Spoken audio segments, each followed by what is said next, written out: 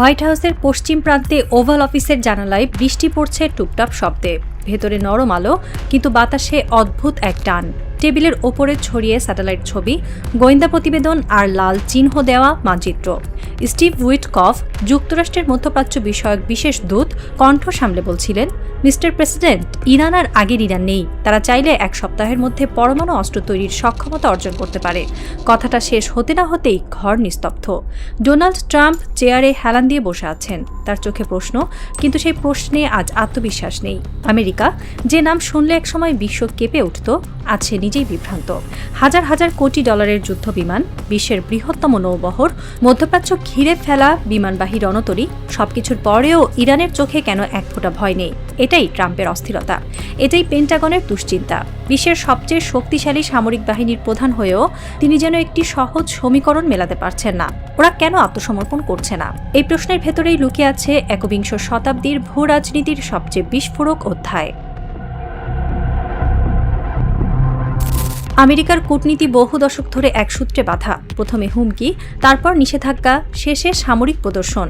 ইরাকের ক্ষেত্রে কাজ করেছিল, লিবিয়ার ক্ষেত্রে কাজ করেছিল, সিরিয়ায় আংশিক সফল হয়েছিল। কিন্তু ইরান? ওয়াশিংটন ভেবেছিল F-35 স্টিলথ ফাইটারের গর্জন শুনলেই তেহরান আলোচনায় বসবে। ভেবেছিল বিমানবাহিনী রণতরীর ছায়া পড়লেই পারস্য উপসাগরের ঢেউ শান্ত হবে। কিন্তু তেহরান অন্য ভাষায় কথা বলছে। ইরানের শীর্ষ নেতৃত্ব পরিষ্কার জানিয়ে দিয়েছে, আমরা মৃত্যুর জন্য প্রস্তুত, আত্মসমর্পণের জন্য নয়। এই এক বাক্যই ট্রাম্প প্রশাসনের হিসাব পাল্টে দিয়েছে। কারণ আমেরিকার সামরিক শক্তি সবচেয়ে কার্যকর তখনই যখন প্রতিপক্ষ ভয় পায়। ভয় যদি কাজ না করে, তাহলে সাম্রাজ্যের কৌশল ভেঙে পড়ে। ওপেন সোর্স গোয়েন্দা তথ্য বলছে, C-17 গ্লোবমাস্টার পরিবহন বিমান একের পর এক উড়ে যাচ্ছে মধ্যপ্রাচ্যের ঘাঁটিগুলোতে। 9টি দানবীয় বিমান অস্ত্র, গোলাবারুদ, মিসাইল সিস্টেম নামিয়ে দিচ্ছে ইরানের সীমান্তের কাছাকাছি। এই দৃশ্য অচেনা নয়। 2003 সালে ইরাক হামলার আগে এমনই ব্যস্ত হয়ে উঠেছিল আকাশপথ। কিন্তু এবারের মাত্রা আরও বড়। 120টিরও বেশি F-35, F-22 র্যাপটর, আকাশে জ্বালানি সরবরাহের জন্য প্রস্তুত KC-135 ট্যাঙ্কার। আর দূরে রাডারের আড়ালে উড়ছে B-2 স্টিলথ বোম্বার। সামরিক ভাষায় এর মানে একটাই, টার্গেট করা হয়েছে মাটির গভীরে থাকা স্থাপনাগুলো। পেন্টাগনের কৌশল স্পষ্ট। প্রথম ধাক্কাতেই ইরানের কমান্ড কাঠামো ভেঙে দেওয়া, পারমাণবিক স্থাপনা ধ্বংস করা, মিসাইল সাইলো নিস্তব্ধ করা। কিন্তু তারা কি ভুলে গেছে, ইরান গত 2 দশক ধরে এই দিনের জন্য প্রস্তুতি নিয়েছে। তেহরান থেকে বিপ্লবী গার্ড বাহিনী IRGC-কে যে নির্দেশ দেওয়া হয়েছে তা সামরিক ইতিহাসে বিরল। যদি শীর্ষ নেতৃত্বের সঙ্গে যোগাযোগ বিচ্ছিন্ন হয়, যদি কমান্ড সেন্টার ধ্বংস হয়ে যায়, তবুও যুদ্ধ থামানো যাবে না। প্রতিটি ইউনিট স্বাধীনভাবে লড়াই চালাবে। এটি একটি বিকেন্দ্রীভূত যুদ্ধ কৌশল। এই কৌশল ভিয়েতনামে আমেরিকাকে বিপদে ফেলেছিল। আফগানিস্তানে একই কৌশল ন্যাটোকে ক্লান্ত করেছে। ইরান সেই পাঠ শিখেছে। পাহাড়ের নিচে টানেল, মাটির গভীরে মিসাইল সিটি, কনক্রিটে মোড়া বাংকার। এই দুর্গে সরাসরি স্থলঅভিযান আত্মঘাতী। তাই পেন্টাগন ভরসা করছে আকাশ আর সমুদ্রপথে। কিন্তু ইরানের হাতে থাকা ব্যালিস্টিক মিসাইল মধ্যপ্রাচ্যে ছড়িয়ে থাকা প্রতিটি মার্কিন ঘাঁটিকে টার্গেট করতে পারে। এই যুদ্ধ একতরফা হবে না। আটলান্টিক পেরিয়ে USS জেরাল্ড ফোর্ড ভূমধ্যসাগরে নোঙর ফেলেছে। ওমান উপকূলে USS Abraham Lincoln strike group প্রস্তুত। টমাহক ক্রুজ মিসাইলের লঞ্চ টিউব খোলা। গাইডেড মিসাইল ডেস্ট্রয়ারগুলো নিশানা তাক করে আছে। কিন্তু এখানেই এক অপ্রত্যাশিত বাঁক। ব্রিটেন ডিয়েগো গার্সিয়া ঘাঁটি ব্যবহারে আপত্তি তুলেছে। আন্তর্জাতিক আইনের দোহাই দিয়ে তারা বলেছে, আমাদের মাটি ব্যবহার করে ইরান হামলা নয়। মিত্রশক্তির এই ফাটল ট্রাম্পের কপালে ভাঁজ ফেলেছে।